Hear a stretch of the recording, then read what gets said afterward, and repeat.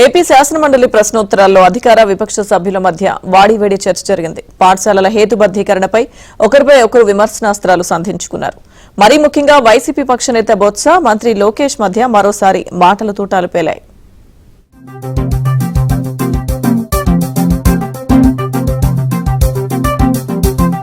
ఏపీలోని పాఠశాలల హేతుబద్దీకరణపై శాసనమండలి ప్రశ్నోత్తరాల్లో వాడివేడి చర్చ జరిగింది. కొత్త విద్యా విధానాన్ని కాషాయీకరణ చేశారంటూ వైసీపీ ఎమ్మెల్సీ రవీంద్రబాబు ఆరోపించారు.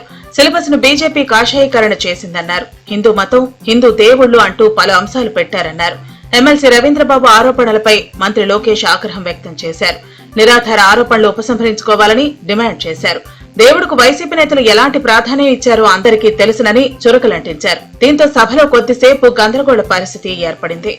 న్యూ ఎడ్యుకేషన్ పాలసీ అంటే మనకు తెలుసు. న్యూ ఎడ్యుకేషన్ పాలసీలో సాఫ్రనైజేషన్ అంటే బీజేపీ వాడు కాషాయంగా సిలబస్ అంతా మార్చేసి దానిలో చాలా వరకు సిలబస్ క్వాలిటీ వైజ్ కూడా మార్చేసి రకరకాల పాఠ్యాలు తీసేసి కొన్ని కల్పించి చేశారన్నది వైల్డెస్ట్ తెలుగు. ఇప్పుడు గౌరవ సభ్యులు సాఫ్రనైజేషన్ అనే పదం వాడారు.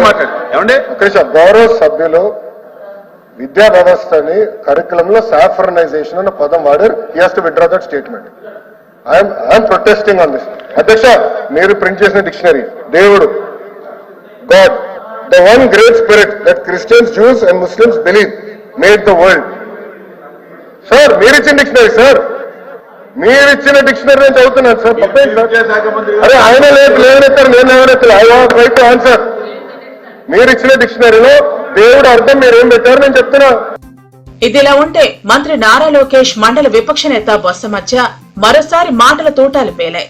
గత ప్రభుత్వ హయాంలో విద్యా ప్రమాణాలు పూర్తిగా వెనుకబడిపోయాయని, నాడు నేడు పేరుతో విద్యా వ్యవస్థను పతనావస్థకు చేర్చారని టీడీపీ సభ్యులు మండిపడ్డారు. విద్యార్థుల సంఖ్య తగ్గిపోవడానికి గత ప్రభుత్వమే కారణమని మంత్రి లోకేష్ ఆరోపించారు. వైసీపీ హయాంలో ఎంతమంది విద్యార్థులు ఏ స్కూల్లో చదువుతున్నారో డేటా లేదని, ఆ డేటా ఎందుకు లేదో చెప్పాలంటూ ఎమ్మెల్సీ బొత్సను నారా లోకేష్ నిలదీశారు. మంత్రి లోకేష్ చేసిన వ్యాఖ్యల్ని బొత్స అడ్డుకోవడంతో వాగ్వాదం మరింత ముదిరింది. విద్యారంగంపై సభలో చర్చ జరిగినప్పుడు వైసీపీ సభ్యులు బయటకు పారిపోయారని, ఇప్పుడు తీరిగ్గా వచ్చి ప్రశ్నిస్తున్నారని లోకేష్ ఎద్దేవా చేశారు. అధ్యక్ష, నేను కోరేది ఏంటంటే సబ్జెక్ట్ వరకు కన్ఫైన్ అవుతే నో ప్రాబ్లం. లేనిపోని ఆరోపణలు చేస్తే హ్యావ్ అ ప్రాబ్లం.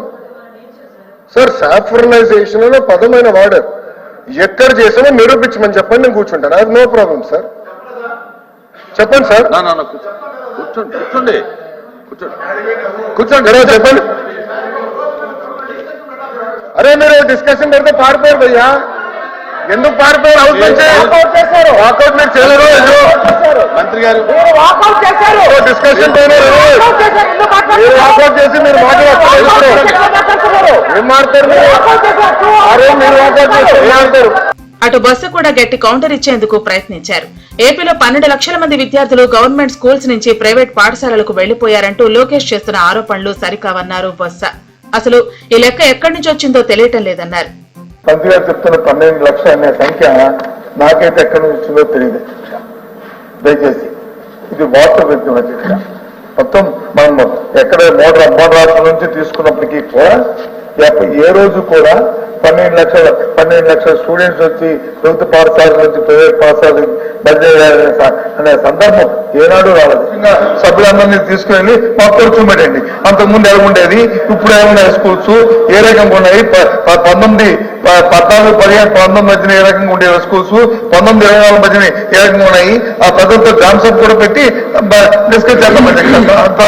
తప్పే లేదు. ఇక ద్రవ్య వినిమయ బిల్లు ఆమోదం సమయంలో శాసనమండలి నుంచి వైసీపీ సభ్యులు వాకౌట్ చేశారు. సభలో సంప్రదాయాలు పాటించడం లేదని ఆరోపిస్తూ బొత్స సత్యనారాయణ సహా వైసీపీ ఎమ్మెల్సీలు వాకౌట్ చేశారు.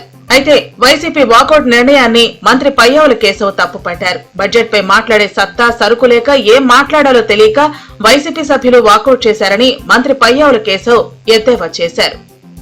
అంటే మాట్లాడండి, క్లారిఫికేషన్ కావాలనుకుంటే క్లారిఫికేషన్ మాట్లాడండి అంటే మాట్లాడడానికి సరుకు లేక, మాట్లాడేటువంటి సత్తా లేక, మాట్లాడేటువంటి ఆలోచన లేక, ఏం మాట్లాడాలో తెలియక గందరగోళమైనటువంటి పరిస్థితుల్లో ఇప్పటికి ఇది 4వ అటెంప్ట్ చేశారు అధ్యక్ష. వాకౌట్ చేయడానికి మా గౌరవ మంత్రి నిమ్మల రామానాయుడు గారు మాట్లాడుతుంటే అదొకసారి ప్రయత్నం చేశారు. వాకౌట్ నేను చెప్పిందే జరిగింది కదా అధ్యక్ష. ప్రెడిక్షన్ పెద్దగా ఏం అక్కర్లేదు అధ్యక్ష. మార్నింగ్ నుంచి 3 సార్లు చెప్పాను, 3 సార్లు ప్రయత్నం చేశారు. చివరికి ఇంక ఏదో ఒక సాకెత్తుకోవాలి కాబట్టి ఇప్పుడు సాకెత్తుకుని వాకౌట్ అధ్యక్ష. ఇది ఇంకా వాకౌట్ పార్టీనే, చివరికి పాలిటిక్స్ లో డ్రాప్ అవుట్ పార్టీనే అధ్యక్ష. మరోవైపు ఉపాధ్యాయ బదిలీల క్రమబద్దీకరణ బిల్లుతో పాటు పలు బిల్లులకు ఏపీ శాసనమండలి ఆమోదం తెలిపింది. రాష్ట్రంలో ఉపాధ్యాయ బదిలీలకు చట్టం తీసుకురావడం ఒక చరిత్ర అని విద్యాశాఖ మంత్రి లోకేష్ అన్నారు. అందరితో చర్చించిన తర్వాతే బదిలీలకు యాక్ట్ తీసుకొచ్చామని చెప్పారు. ఈ బిల్లు ద్వారా కూటమి ప్రభుత్వం చరిత్ర సృష్టించబోతోందన్నారు.